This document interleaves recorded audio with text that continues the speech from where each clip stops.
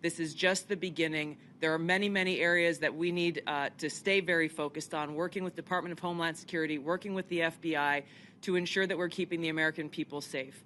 Our Counterterrorism Center is working on making sure that we have that single source for vetting so that we can figure out who is actually in our country and identify those who pose a threat and get them removed.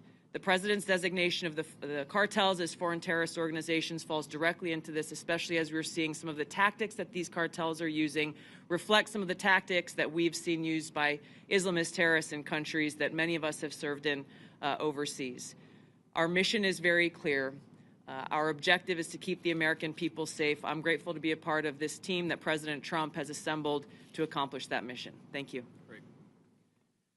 So before I take questions, let me just say two final things. First of all, the reason why we've seen, as Pete said, a 98% reduction of border crossings, the reason why this particular site has gone from over 1,500 crossings per day to 30 crossings per day is because President Trump has empowered and, in fact, demanded that his whole government take the task of border control seriously. And that's exactly what we're doing.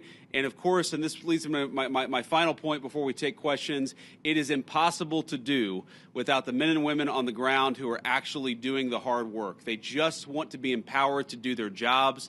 President Trump has made that possible. So from the bottom of my heart and for a grateful nation, to every person I've met here today, thank you for working hard on the American people's business. It's been an honor to be with you. It's been an honor to see what you do, and we're going to keep on supporting you over the next 4 years. Congressman Gonzalez, thank you for being here, and thank you for your leadership. And now we'll take some questions from reporters. Sir. So, as you guys have been exemplifying for today that border crossings are down, a lot of attention has been turned to the interior since obviously there's been a lot of illegal immigrants. What is, in your opinion, the biggest obstacle to actually carrying out President Trump's mass deportations? Even though, yes, like apprehensions and arrests and deportations have gone up in his first month, but a lot of people are expecting a bigger capacity for deportation. So what's the biggest hurdle? So let me say a few things about that. So first of all, Rome wasn't built in a day.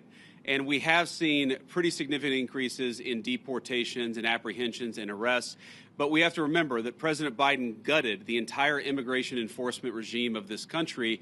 We are trying to rebuild so that we actually empower people to enforce the immigration laws of the American people. It is common sense. It's what the American people want us to do.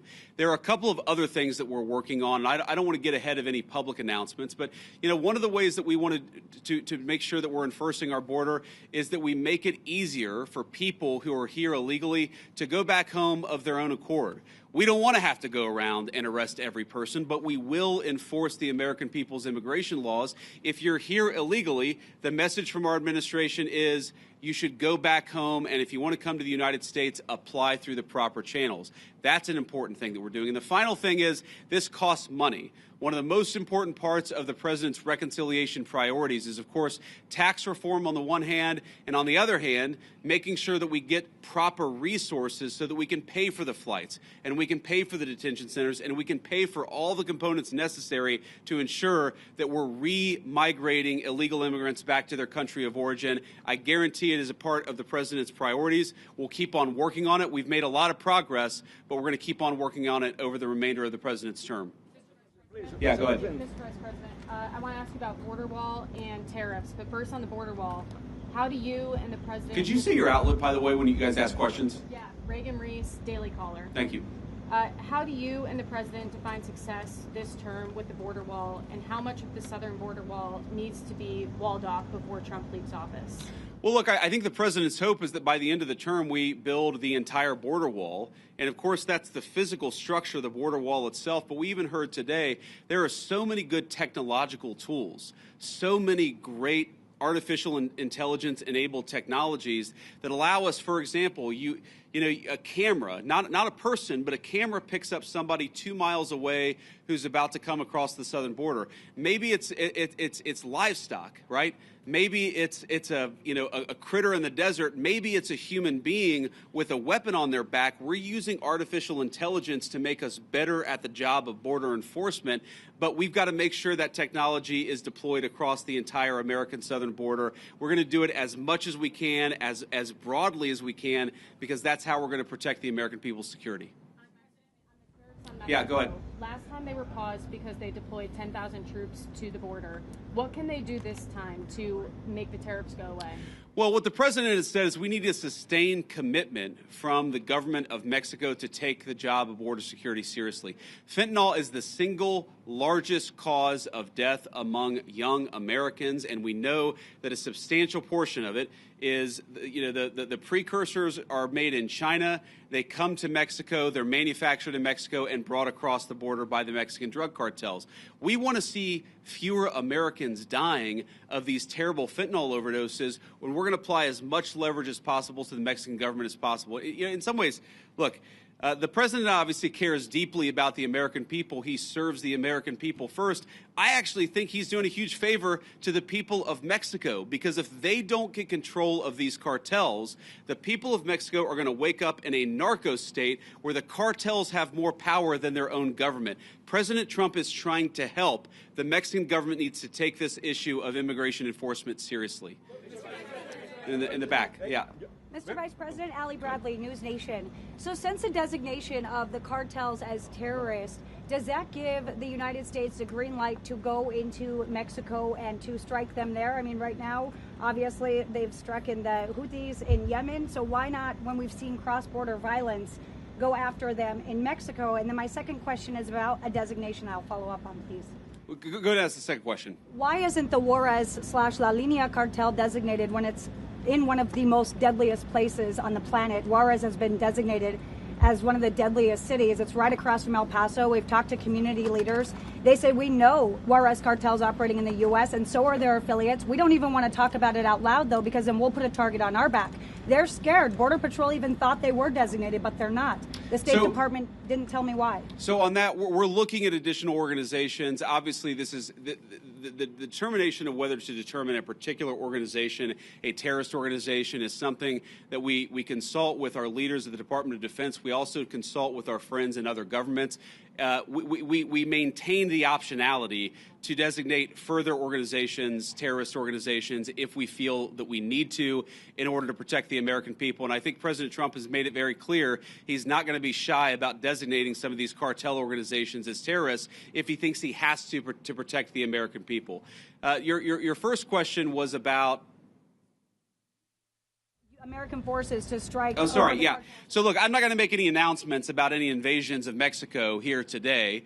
The president has a megaphone, and, of course, he'll speak to these issues as he feels necessary. But what designating cartel organizations allows us to do is deploy the full resources of the United States military to engage in serious border enforcement. Of course, the president is going to make the determination about how we deploy those forces. But our hope is that Mexico takes this job seriously. We don't want to have negative relationships with the Mexican government. We want the Mexican government to help itself, but also in the process to help the American people by taking these organizations seriously. It's going to destabilize the entire country of Mexico, the entire government, if they don't take it more seriously. We're hopeful that they will. And if they don't, then, of course, we'll figure out what to do from there. So, you just mentioned something about invasion of Mexico. Is there any talk or any thoughts about actually U.S. military forces going into Mexico? No. Next question. On tariffs, are any other industries other than the automotive reaching out to you guys to carve out special deals? And did the automotive industry know this was coming before today? Well, a number of industries have reached out to us to ask us for exceptions to the tariffs, but I think the president's been very clear here that he wants the tariffs to apply broadly. He doesn't want to have 500 different industries getting 500 different carve-outs, and the way to avoid application of the tariffs is to have your factory and have your facility in the United States of America.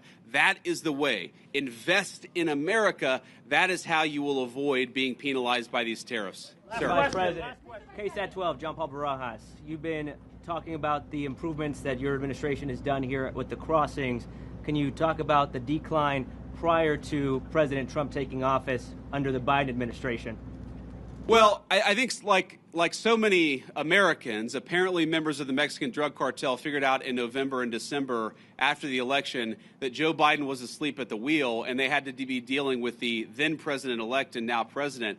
If you look at what drove the declines before the inauguration, people will tell you they knew that Donald Trump was coming back into office. They knew he was going to take border enforcement seriously. And so they were already getting ahead of actually cutting down those illegal crossing numbers. We saw that from the Mexican government, of course, because we were threatening some economic sanctions against them. But we also saw it from the cartels themselves.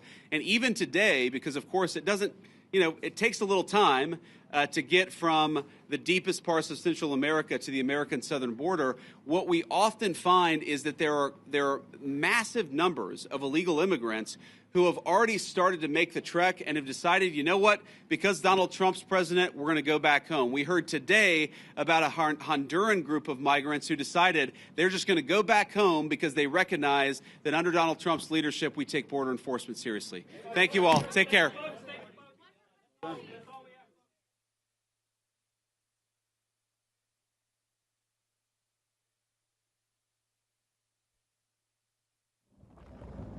Okay, guys, we gotta go. We gotta go. Cool. Let's move. Cool.